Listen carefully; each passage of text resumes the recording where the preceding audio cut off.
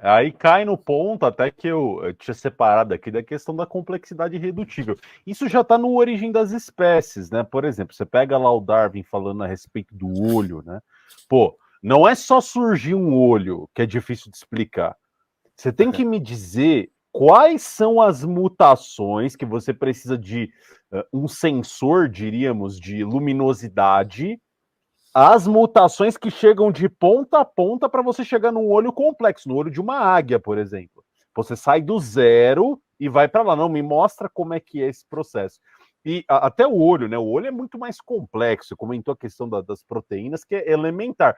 Mas a simples coagulação do sangue, que é uma coisa muito mais trivial, a gente nem pensa, pô, você corta a mão aqui e tal, você tá lá cortando, lá fazendo tua comida, coagula o sangue. Pô, você não para pensar o quanto esse processo de coagulação é complexo. E aí, você chega num nível de complexidade, que você mesmo comentou, que não dá. Ou surge assim, ou é impossível sequer de surgir. Ela é necessária, essa complexidade primeira. Como é o nome do primeiro artrópode? Me fugiu aqui, eu tô. Trilobita. Trilobita, não é? É, trilobita. Trilobita. Pronto. Pense, você estava falando aí da complexidade do olho. O olho é algo extremamente complexo. Os bastões, a retina, todo o complexo de nervos. Porque quem enxerga é o cérebro, né? O olho é uma ferramenta para o cérebro enxergar. E tem que fazer uma inversão da imagem. É algo extraordinário, assim. A complexidade que existe no olho. E como raios, o primeiro artrópode, que é o trilobita, né? Aquele bichinho que parece uma barata, mas não é uma barata. Esse primeiro artrópode já tinha olhos e altamente desenvolvidos. E como foi o desenvolvimento desses olhos do trilobita? Não foi. Ele aparece no registro fóssil já com os olhos que tem. Assim como todos os outros filos. Os que têm olhos já aparecem com olhos. Já aparece a estrutura formada. Até porque o meio olho não serve de coisa nenhuma. Sabe? Se a estrutura não tivesse completa, o cérebro não soubesse interpretar a informação e ver a imagem, de que serviria o olho? De coisa nenhuma. Sabe? Aí você pega uma estrutura fantástica como a do olho, e isso casa até com uma pergunta que tu fez de como é que está a divulgação científica hoje em dia. Você pega uma estrutura fantástica como a do olho, aí pega um cara feito o Pirula, né, que é um dos maiores divulgadores científicos do país, o cara chega e sai divulgando por aí que o olho humano é um designer ruim, é um designer mal feito. É algo que foi feito por um estagiário. Vê só, estagiário. Que isso é típico dos erros da evolução. Aí sabe qual é o argumento dele? É que a placa de fotorreceptores dos seres humanos, e dos seres humanos e assim, de praticamente todos os seres terrestres, né? Ela é invertida. A luz, ela não chega diretamente e bate na placa dos fotorreceptores. Ela pega aqui de trás e aqui é que ela pega muito mais, vamos dizer assim, com menos intensidade. E aí é necessário um processo de inverter essa imagem e passar uma espécie de cabos por dentro dessa placa para poder jogar o sinal para chegar no cérebro. Aí o cara diz, olha, isso aí é típico de um bad designer. As mutações aleatórias fizeram essa placa ao contrário. Essa placa deveria ser para frente. Aí o sujeito diz um negócio desse sem fazer o mínimo de pesquisa, né? Por quê? Porque se ele tivesse pesquisado, ele saberia que se essa placa de fotorreceptores fosse para frente, estava todo mundo cego. Simples assim. Ora, o que seria mais fácil para a evolução? Fazer uma placa direta que recebesse direto de frente. E não inverter ela e fazer todo um sistema de cabo para poder mandar essa mensagem de volta. Tá entendendo? Aí o cara acredita que isso aconteceu por acaso e que isso é um design ruim. Quando, na verdade, se fosse seguir a ideia dele, que ele acha que é inteligente, estava todo mundo cego. Sim.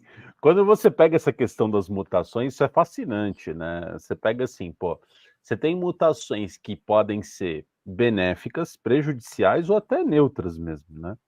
E aí você, através desse processo mutacional, altera a vida, né? E aí diferencia o que é um lobo de uma raposa, de um cachorro, enfim, de tudo, de nós, ou um gorila, um orangotango, um chimpanzé, enfim. E aí esse processo aleatório, ele é impossível, cara. Ainda que haja, né? O pessoal comenta a questão de anatomia comparada, né? Ou até a questão do genoma sequenciado, né? Mas quando você sequencia genoma, pô, a gente tem muita coisa em comum com a banana, pô. É. Você chega, pô, não tem muita lógica, né, cara? Não, você falou as mutações podem ser benéficas, neutras ou deletérias. Uhum. Na verdade, elas só são deletérias. As benéficas, elas são hipotéticas, porque nunca se viu uma mutação benéfica. Quer dizer, olha, esse cara aqui sofreu uma mutação e virou um X-Men.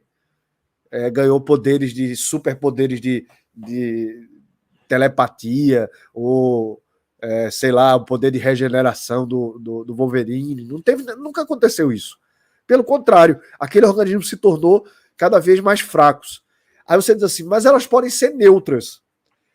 O problema das neutras é que elas acabam passando para as gerações seguintes. Quando você tem uma mutação deletéria, geralmente nas gerações seguintes, existe todo um sistema de correção que vai buscar na genética do outro pai, do outra mãe, a correção daquele erro genético, ok? Quando elas são neutras, elas geralmente passam para a geração seguinte.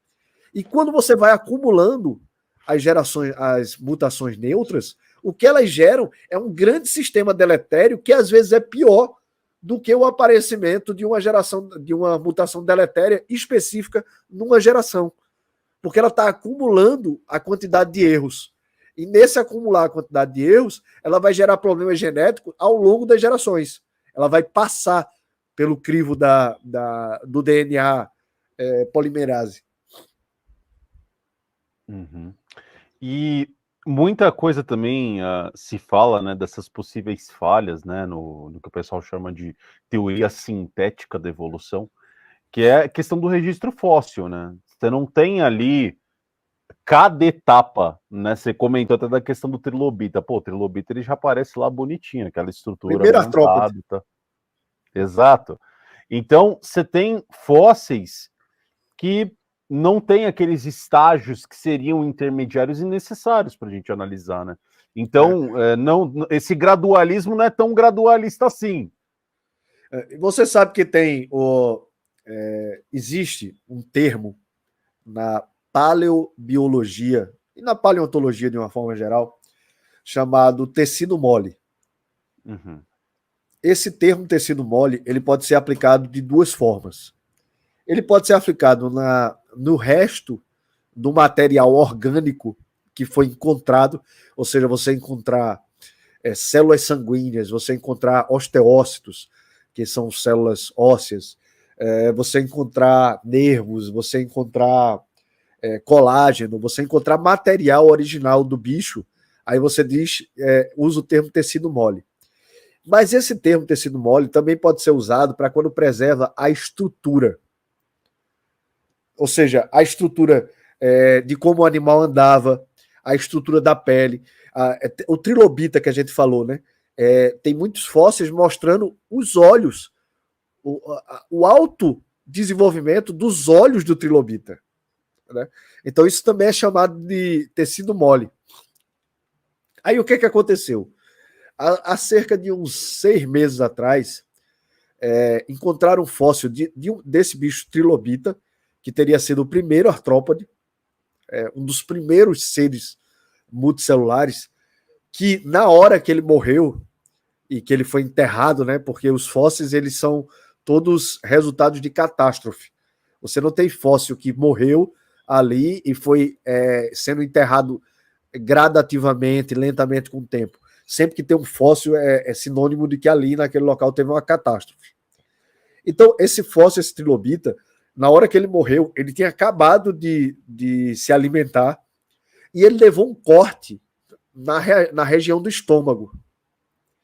Aí nisso, na hora da fossilização, o material mineral entrou na estrutura estomacal do trilobita e fossilizou ele por dentro.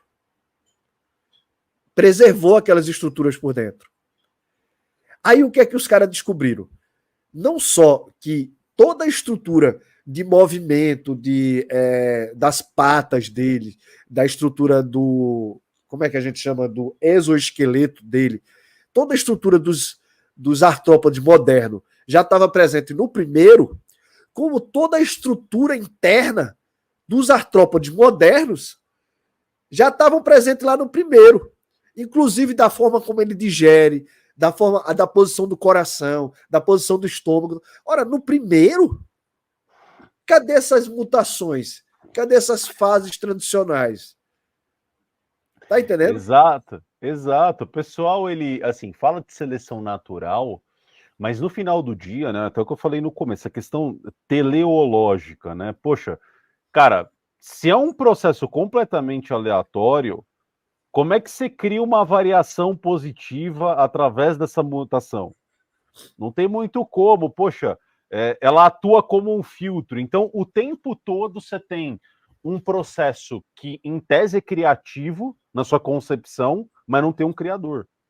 Quer dizer, você favorece variações, você elimina aquelas que são prejudiciais, mas não tem ninguém por trás dessa história. É simplesmente a matemática agindo de maneira pura. Você chega aqui, o universo todo como ele está, como a gente consegue observar e olhar os organismos, e aí você chega, poxa, não, isso tudo, na verdade, é cego.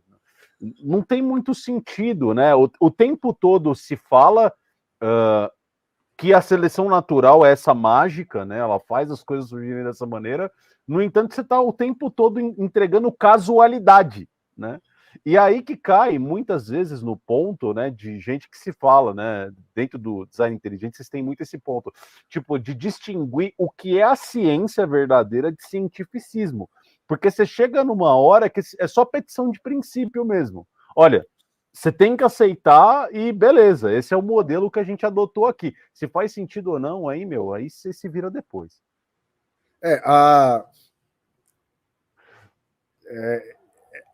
É como literalmente como um dogma. A gente sabe que isso aconteceu. Como é a tarefa dos cientistas descobrir como. Entendeu? Então ele já parte do princípio de que aquilo aconteceu. As mutações aleatórias, elas não podem criar nada. Assim como a seleção natural. Seleção natural não cria coisa nenhuma. O próprio nome já está dizendo que ela seleciona a partir de algo que está disponível. Só que primeiro a coisa tem que estar disponível. É feito... Outro dia eu vi um cara chamado Alberto Lindner. Ele estava com um sacane lá no Inteligência Limitada. Aí o cara é professor de biologia lá na Universidade de Santa Catarina e tal. Aí ele disse assim que... Aí ele do nada, assim, ele fez assim... Por que os animais desenvolveram asas? Aí a galera, não sei, né? Aí ele disse assim, para poder fugir dos predadores. Uai, como assim? Porque ou ele foge, e aí deu o jeito dele de fugir, ou ele morreu. Aí acabou a brincadeira. É o mais adaptado. O que come ele venceu a história. Aí que cacete, em que momento ele vai estar desenvolvendo asa? Sabe? Vê que coisa sem sentido. Aí mais na frente ele diz assim, e por que é que eles perdem as asas? Aí a galera, não sei. Aí ele disse assim, não, porque tem muita comida abundante. Ora, será? Será que uma ave vai, por exemplo, eu vou deixar de voar? É mais fácil para mim andar aqui, e catando, andando aqui, ficar de bobeira aqui. Ele, não, porque tem pouco predador, não tem pouco predador e muita comida, aí as aves deixam de voar. Que conversa, meu irmão. Onde é que teve isso em algum lugar da Terra? Onde é que esse fenômeno aconteceu? Que as aves deixaram de voar. Ou a ave é a ave que voa, ou é a ave que não voa. Agora, as aves simplesmente perderem a sua capacidade de voar, aves que voavam no passado e deixaram de voar depois, que conversa, pô. E do mesmo jeito, se você for para o registro fóssil, né, você pegar o pessoal, o Archaeopteryx, é não sei o quê. Primeiro que aquele negócio é uma ave. Eu estou montando até uma live especial para falar do Archaeopteryx. Aquilo é uma ave. Tem todas as características de ave. Todas as características de ave. As aves modernas que não têm algumas características que elas tinham. Por exemplo, o gene dos dentes, o gene da cauda, foi desligado. Mas são genes, pô. Ele tem ainda, as aves modernas ainda têm.